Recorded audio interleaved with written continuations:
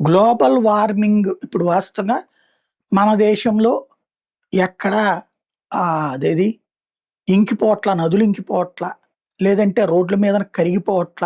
మన కార్లు బానే ఉన్నాయి. నిన్న మొన్న నేను వీడియోలు కూడా చూపించా.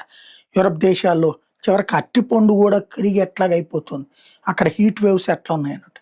మన దేశంలో అంబానీ, అదానీలే కారణం ప్రతిదానికి అని చెప్పుకొచ్చారు. ఈవెన్ గ్లోబల్ వార్మింగ్ కూడా.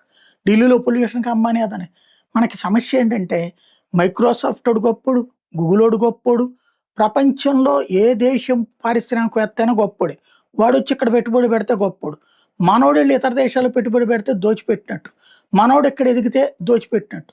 పక్కింటోడు బాగుపడితే చూడలేని, ఓర్వలేని తనం ఉన్నటువంటి మన ఈర్ష్య, అసూయ అన్నటువంటి లక్షణాలే బ్రిటిషోడు మన దేశాన్ని పరిపాలించడానికి కారణమైంది.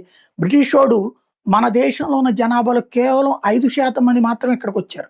కానీ 95 మందిని వాళ్ళ చెప్పు చేతల్లో నడిపించగలిగారు. మన ఈర్ష్య, అసూయలనే మన అస్త్రాలని మన మీదనే వాడినటువంటి వాళ్ళు. ఇప్పుడు అంబానీ, అదానీలను అడుగుదామా గ్లోబల్ వార్మింగ్ వెనకాల ఉన్నటువంటి కారణం మీరేనని? ఎవడు అడగడు. అక్కడ ఏం జరుగుతోంది? అక్కడ పర్యావరణాన్ని నాశనం చేసుకున్నారు.